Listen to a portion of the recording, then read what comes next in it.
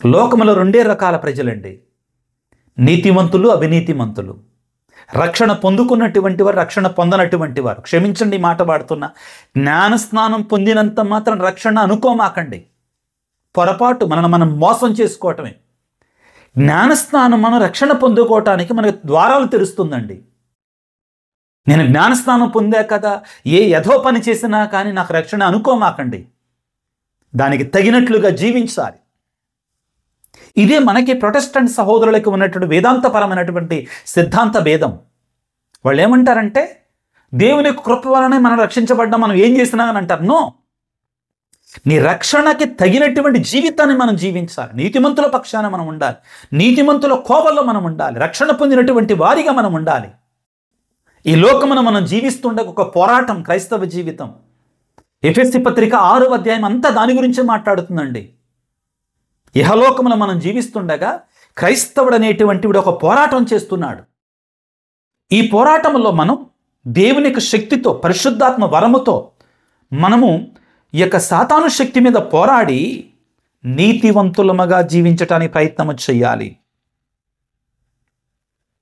ఇదిగో పౌలు గారు పలుకుతారు ఎఫెసీ పత్రిక 6వ అధ్యాయం 10వ వచనం నుండి, ప్రభువుతో ఏకమై ఆయన మహాశక్తి ద్వారా మీ బలమును అభివృద్ధి పరచుకున్నాడు. ఎందుకని? సైతాను టక్కరి జిత్తులను ఎదుర్కొనగలుగుటకై దేవుడు ప్రసాదించి సర్వాంగ కవచమును ధరించండి. దేనికోసం? ఎలైనా మనం పోరాడున్నది రక్త మాంసములతో నుండు శరీరధారులతో కాదు. మనం పోరాటంలో ఉన్నాం. ప్రధానులతోనూ అధికారులతోనూ ఈ లోకపు అంధకార శక్తులతో మనం పోరాటము చేయుచున్నాం. దురాత్మలతో మనం పోరాటం చేయుచున్నాం. ప్రభునందు ప్రియులకు దేవుని బిడ్డలారా, దేవుడు అంటున్నాడు, నీవు దేవుని పక్షాన ఉండి దేవుని యొక్క సత్య సువార్తను నీ జీవితం ద్వారా, నీ ప్రవచనాల ద్వారా, ప్రసంగాల ద్వారా ఒక బోధకునిగా, ఒక సామాన్య క్రైస్తవుడిగా నీవు ఇతరులకు అందించగలగాలి. అవును ప్రియులారా, యెషయా గ్రంథములో 6వ అధ్యాయం 8వ వచనములో యెషయా ప్రవక్త అంటున్నాడు, అప్పుడు నేను ప్రభు స్వరమును వింటిని, నేను ఎవరిని పంపెదను, నా కొరకు ఎవరు వెళతారు అన్నప్పుడు యెషయా ప్రవక్త అన్నాడు, ఉన్నాను కదా ప్రభు, నేను వెళతాను దేవుని యొక్క సందేశాన్ని బోధించటానికి. ప్రియులారా, ఈ ఆధునిక ప్రపంచంలో ప్రతి జ్ఞానస్నానం పొందినటి క్రైస్తవుడు కూడా సువార్థికుడిగా మారాలి, నిజమైన సువార్థికుడిగా మారాలి. రాను రాను ఆధునిక ప్రపంచంలో విశ్వాసం సన్నగిల్లిపోతుంది, నులివెచ్చనితనం ఎక్కువైపోతుంది. దర్శన గ్రంథంలో మనం చదువుకున్నట్లుగా వెచ్చగాను ఉండేట్లా, చల్లగా ఉన్నట్లా మనకు అనుకూలమైన సందేశాలను మనం స్వీకరిస్తున్నాం. దేవుని యొక్క సత్యవేదాన్ని సత్యవేదముగా స్వీకరించు, అప్పుడే నీకు రక్షణ భాగ్యం. నులివెచ్చనితనముతో ఉండటం వల్ల ప్రయోజనం లేదు. యోహాను సువార్త 15వ అధ్యాయం 20వ వచనములో, వారు నన్ను హింసించినట్లే మిమ్మల్ని కూడా హింసిస్తారు, వారు నా వాక్యాన్ని పాటించినట్లయితే మీ వాక్యాన్ని కూడా పాటిస్తారు. ప్రభు అంటారు చాలా స్పష్టంగా, ప్రజలు నన్ను అంగీకరించట్లా, నన్ను చంపివేశారు, మిమ్మల్ని కూడా చంపుతారు. అదే జరిగింది కదా అపోస్తుల విషయంలో. అదే శ్రమలు వచ్చాయి కదా, అపోస్తులందరూ కూడా వేదసాక్షులుగా మరణించారు, యోహాను గారు తప్ప. ప్రియమైన బోధకులారా, మనందరికీ ఇది సత్యం అండి. దేవుని సత్యవేదాన్ని మనం పాటించినప్పుడు శ్రమలు వస్తాయి. మన జీవితంలో భయం కలుగుద్ది. ఇర్మియా జీవితంలో భయం కలిగినట్లుగానే నలగొట్టబడ్డాడు, విరగొట్టబడ్డాడు ఇర్మియా. ఇర్మియా ఈజ్ కాల్డ్ వీపింగ్ ప్రాఫెట్. ఏడ్చే ప్రవక్త అండి. తన జీవితం అంతా కూడా కష్టమే. ఒకసారి దేవుడి దగ్గరికి వచ్చి అంటాడు ఇర్మియా, నేను ఇంక చెప్పనయ్యా నీ వాక్యాన్ని అంటాడు. మళ్ళా దేవుడి దగ్గరికి వచ్చి ఏం చేయాలి నేను అసలు? చెబితేనే వాళ్ళు తిడుతున్నారు, చెప్పకపోతే నీ వాక్యం నాలో ఉండి మండుతుంది. బోధకుల జీవితం అంత సులువు కాదండి, అంత సులభం కాదు. మీరు అనుకుంటున్నారేమో, ఎన్నో శ్రమలుంటాయి. మత్తయి శుభవార్త 5వ అధ్యాయంలో 10వ వచనం, 11వ వచనం, 12వ వచనంలో ప్రభు అంటాడు కదా, ప్రవక్తలను హింసించినట్లుగా మిమ్మల్ని కూడా హింసిస్తారు, అయినను ఆ విధంగా జరిగినప్పుడు మీరు ధన్యులు అంటారు ప్రభు. క్రీస్తునాథుని యందు మిక్కిలి ప్రియులకు సహోదరి సహోదరులారా, యేసు భగవానుడు ఈనాడు సువిశేషములో నేను విభజన సృష్టించుటకై వచ్చాను అన్నాడు. ఏంటి విభజన ఇక్కడ?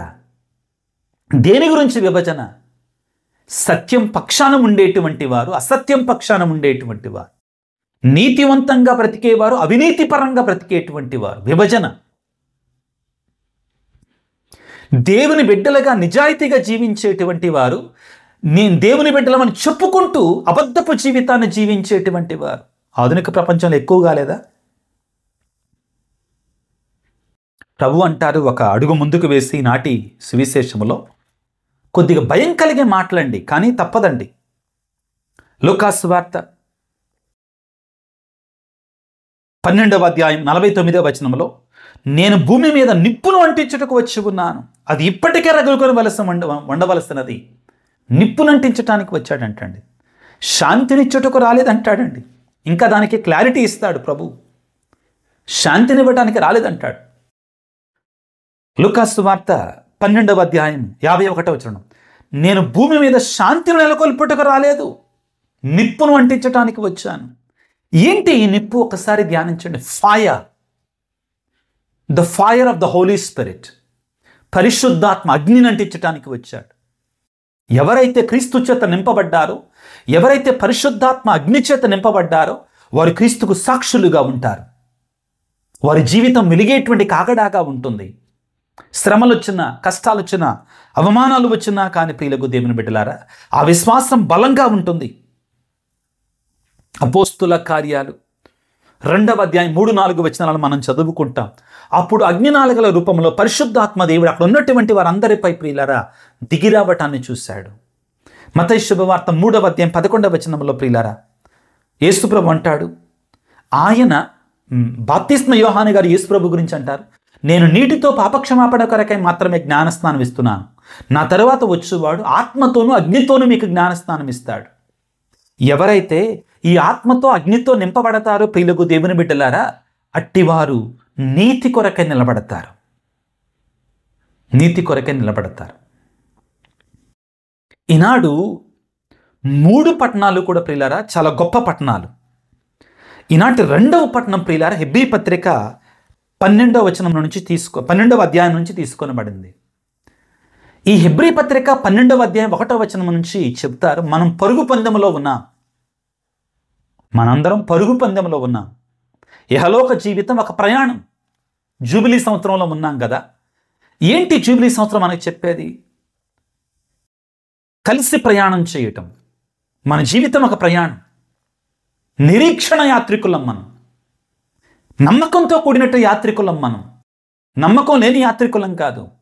దేవుని పక్షాన ఉన్నటువంటి వారు నిరీక్షణ యాత్రికులు మనం. Pilgrims of hope. యాత్రికులంటే ఎవరు? దైవ సన్నిధికి వెళ్ళేటువంటి వారు, దేవునికి సాన్నిధ్యానికి వెళ్ళేటువంటి వారు. మనం యాత్రికులం, నిరీక్షణతో కూడినట్టు యాత్రికులం. పౌలు గారు, ఇది హెబ్రీ పత్రికాకారుడు కూడా అదే అంటున్నాడు. హెబ్రీలకు రాసిన లేఖ 12వ అధ్యాయం 1వ వచనం నుంచి, ఈ మహాసాక్షి సమూహము మేఘం వలన మనను ఆవరించి ఉన్నందున మనము సమస్త భారమును, మనను పెనవేసుకొని ఉన్న పాపమును వదుల్చుకొని మన ఎదుట ఉన్న పరుగు పందెమును ఓపికతో పరిగెట్టాలి. ఎంత గొప్ప మాట అండి ఈ మాట. అంటే దయచేసి ప్రియులారా, ఈ వాక్యాన్ని ఆలకిస్తున్న బిడ్డలందరూ కూడా ఈనాడు తప్పనిసరిగా హెబ్రీ పత్రిక 12వ అధ్యాయం 1వ వచనాన్ని చదవండి. హెబ్రీ పత్రికాకారుడు ఎవరి గురించి మాట్లాడుతున్నారు? ఒక మహాసాక్షి సమూహాన్ని గురించి మాట్లాడుతున్నారు. కొంచెంసేపు సమయాన్ని ధ్యానిస్తారా నాతో కలిసి? మహాసాక్షి సమూహం ఎవరి గురించిది? 11వ అధ్యాయాన్ని చదివితే అక్కడ మనకి పాత నిబంధన గ్రంథంలోనంటే విశ్వాసులు, దేవుని నమ్మిన బిడ్డలు విశ్వాసము ద్వారా ఏ విధంగా రక్షించబడ్డారు వాళ్ళందరి గురించి రాయబడిందండి. 11వ అధ్యాయం అంతా కూడా అబ్రహాము మొదలుకొని చాలామంది భక్తులను, మోషే తల్లిని, మోషేని, యెహోషువాని, ఈ విధంగా గొప్ప గొప్ప వ్యక్తులందరినీ కూడా, ఇస్సాకుని, అబ్రహాముని, యాకోబుని, యోసేపుని, వీళ్ళందరినీ కూడా మనకి ఆదరణగా చూపిస్తాడు హెబ్రీ పత్రిక 11వ అధ్యాయంలో.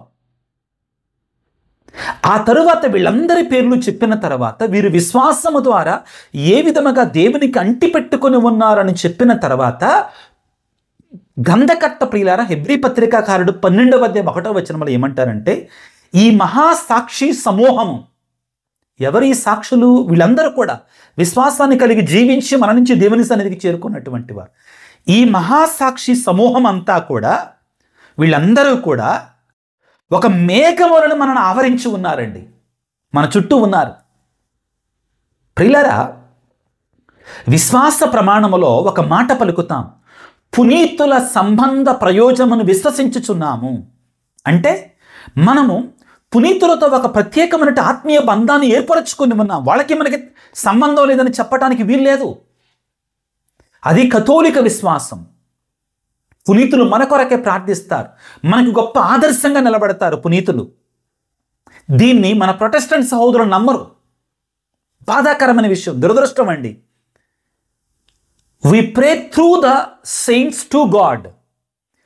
ఈ పునీతుల యొక్క మధ్యస్థ ప్రార్థన ద్వారా మనం దేవుని వేడుకుంటాం. అవును ప్రియులారా, ఇక్కడ ఏ విధముగా హెబ్రీ పత్రికాకారుడు 12వ అధ్యాయం 1వ వచనంలో పలికారో, పాత అప్పటికి ఇంకా పునీతులు రాలేదు కదా హెబ్రీ పత్రిక రాసినప్పుడు. కాబట్టి పాత నిబంధనలో ఉండే గొప్ప గొప్ప వ్యక్తులందరూ తీసుకొని వీళ్ళందరూ మనకు గొప్ప ఆదర్శంగా ఉన్నారు. కాబట్టి వాళ్ళ ఆదర్శాన్ని మనం తీసుకొని మనం ముందుకు వెళ్ళాలి. మన పందాన్ని మన పరుగును ముగించాలి, మన ప్రయాణాన్ని ముగించాలి. క్రైస్తవులమైన మనం ఆ తరువాత ఎంతోమంది పునీతులు వచ్చారు కదా, అపోస్తులు, పునీతులు.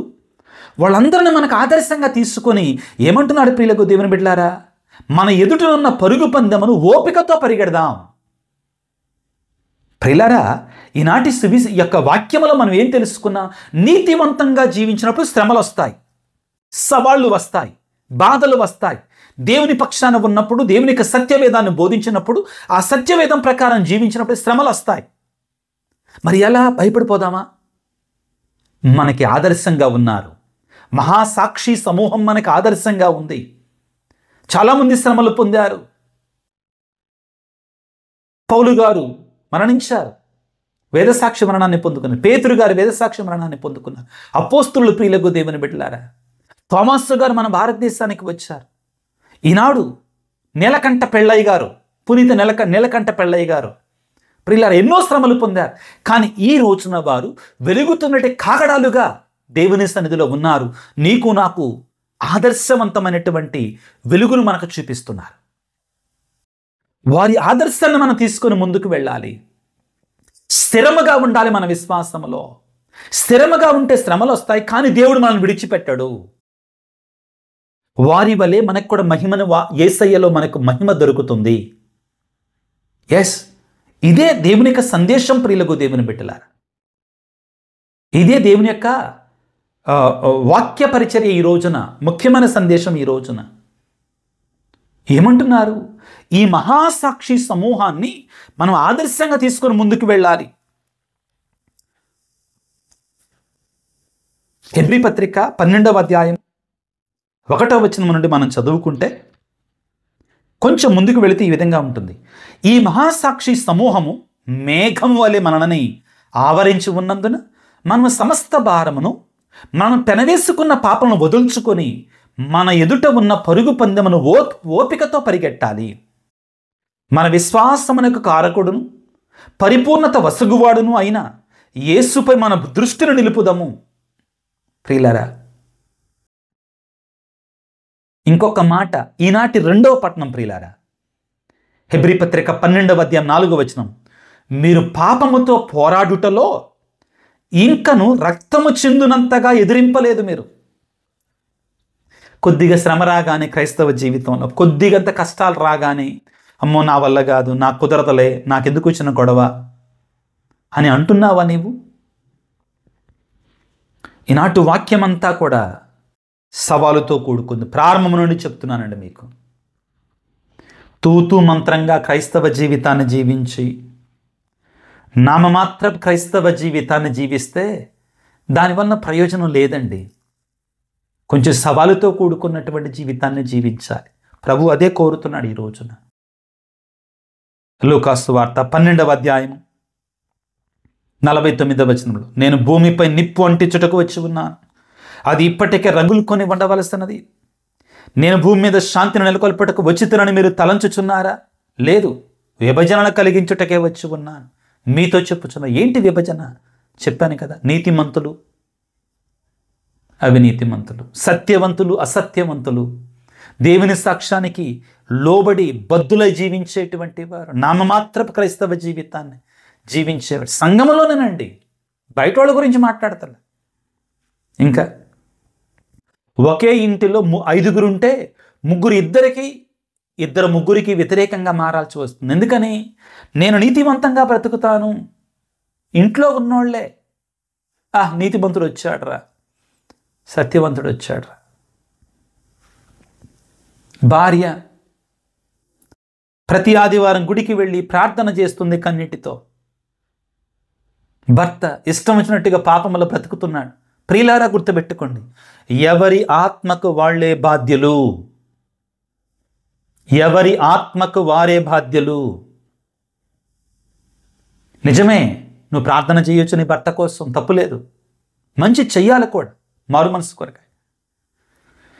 నీ భార్య కొరకే నువ్వు ప్రార్థన చేయొచ్చు, నీ పిల్లల కొరకే నువ్వు ప్రార్థన చేయొచ్చు, తప్పులేదు, మంచిదే, చెయ్యాలి. కానీ నువ్వు ప్రార్థన చేసిన తర్వాత కూడా ఆ వ్యక్తి మారకపోతే అతని ఆత్మ వినాశనానికి అతడే బాధ్యుడు. నీ నీతి వలన నువ్వు రక్షించబడతావు. ఎస్, ఒకే ఇంటిలో 5గురుంటే 3 రక్షించబడతారు, 2రికి రక్షణ ఉండదు. 2 రక్షించబడతారు, 3కి రక్షణ ఉండదు. ప్రభు అంటున్నాడు కదా, ఇక నుండి ఒకే ఇంటి యందు 5గురు ఉండొచ్చు, వారిలో 3కి వ్యతిరేకముగా ఇద్దరికి వ్యతిరేకంగా 3 తయారవుతారు. అత్తని కోడలు అత్తను వ్యతిరేకిస్తుంది. విభజన ఇక్కడ నీతి మీద, దేవుని సత్యం మీద, వేద సత్యం మీద, క్రీస్తు పక్షాన, క్రీస్తు వ్యతిరేకులుగా ఆధారపడి ఉంటుంది. ప్రియులారా, ఈనాడు ప్రభువుని ఒక వరం కోరుకుందాం. దేవా, నా జీవితంలో ఎన్ని శ్రమలు ఎదురైనా, ఎన్ని కష్టాలు ఎదురైనా, నీ మార్గాన్ని విడవకుండా నన్ను కాపాడయ్యా, నీ సత్యాన్ని విడవకుండా నన్ను కాపాడయ్యా, నీ కొరకై జీవించువానిగా నన్ను దీవించయ్యా. నా శక్తి నాకు చాలదు, నా ఆత్మీయ బలం నాకు చాలదు, నాకు నీ శక్తి కావాలి, నీ ఆత్మీయ బలం నాకు కావాలి, నీ అభిషేకం నాకు కావాలి. ప్రియ దేవుని బిడ్డ, అలనాడు ప్రభువు రాకడ సమయంలో నీవు నేను కూడా రక్షించబడినటువంటి వారిలో ఉండగలిగితే ఎంత ధన్యత, ఎంత ఆశీర్వాదం, ఎంత దీవెన. క్రైస్తవ జీవితం యహలోకములో పూలబాట కాదు, ముళ్ళబాట. ఎస్, ప్రభువుని వేడుకుందాం. దేవుని యొక్క శక్తి కొరకై క్రైస్తవులుగా జీవిస్తున్న వారందరి కొరకై ప్రార్థించాల్సిన బాధ్యత మన మీద ఉంది. దేవ, మాకు శక్తిని వయ్యా, మాకు ఆత్మీయ బలాన్ని వయ్యా అని వేడుకుందాం. సర్వశక్తిమంతుడా, సర్వోన్నతుడా, ప్రేమమయుడా, నీకు స్తోత్రాలు, వందనాలు. ప్రభువా, ఈనాటి వాక్యమంతా కూడా సవాలుతో కూడుకున్నటువంటిది. నీకు సాక్షులుగా బతకాలని సవాలు చేస్తున్నావు. సులువైనటువంటి మార్గం కాదు, కష్టతరమైన మార్గాన్ని ఎంచుకోవాలని పలుకుతున్నావు. నీతి పక్షాన, సత్యం పక్షాన ఉండాలని, నువ్వు చెప్పినటువంటి దానిని స్వీకరించాలని, లోకం పక్షాన, పాపం పక్షాన, సాతాను పక్షాన కాదు ఉండాల్సిందని హెచ్చరిస్తున్నా. ఈ ప్రయాసలో, ఈ ప్రయత్నములో విభజనలు వస్తాయి, ఎగతాళి, అవహేళన వస్తుంది అని చెప్తున్నావు స్పష్టంగా. దేవా, మా సవాలు సమయంలో, మా జీవితం శ్రమలను ఎదుర్కొంటున్న సమయంలో మాకు శక్తిని వయ్యా, మాకు ఆత్మీయ బలాన్ని వయ్యా. మేము ఎల్లవేళలా ప్రభువా నీ పక్షాన ఉండులాగున, రక్షించబడినటువంటి మందలో ఉండులాగున మమ్మ దీవించు. మా బలహీన సమయాలలో ప్రభువా నీ ఆత్మతోటి మమ్మ నింపి బలపరచయ్యా. ఈనాడు ప్రత్యేకంగా ఓ పరిశుద్ధ ఆత్మదేవ, నా నిర్ణయం చేసుకునే శక్తిని కూడా నీకు అప్పగిస్తున్నానయ్యా. ఎందుకంటే కొన్నిసార్లు ఆ కష్ట సమయంలో నేను భయపడి నీకు వ్యతిరేకంగా నేను మారతానేమో. కాబట్టి ఆ నిర్ణయం తీసుకునే శక్తిని కూడా నీకు లోబరుస్తున్నానయ్యా. నా మనస్సుని, నా హృదయాన్ని నీ ఆధీనంలో ఉంచుతున్నాను తండ్రి. నీ పరిశుద్ధాత్మ శక్తి చేత నింపు తండ్రి. ఈనాడు ప్రత్యేకంగా అనారోగ్యంతో బాధపడుతున్న ప్రతి బిడ్డను ప్రభువా నీ గాయపడిన హస్తాలతో తాకి స్వస్థపరచండి. కుటుంబాలలో శాంతిని, సమాధానం దయచేయండి. ప్రత్యేకంగా ప్రభువా కుటుంబాలన్నిటిలో కూడా ప్రభువా నీ రాజ్యము వచ్చునుగాక, నీ చిత్తము నెరవేరునుగాక. ఓ ప్రేమమయుడా, ఈ వాక్యాన్ని ఆలకిస్తున్న బిడ్డలందరినీ కూడా నీ ఆత్మతో నింపమని, నీ అభిషేకముతో నింపమని మా నాథుడైన క్రీస్తు ద్వారా వేడుకొనుచున్నాము తండ్రి. ఆమేన్. ప్రభువు మీతో ఉందురుగాక, మీ ఆత్మతో ఉందురుగాక. సర్వశక్తి గల సర్వేశ్వరుడు పిత, పుత్ర, పవిత్రాత్మ మిమ్ము మీ కుటుంబాలను చల్లగా దీవించి ఆశీర్వదించి కాపాడుదురుగాక. God bless you. దేవుడి మిమ్ము దీవించుగాక.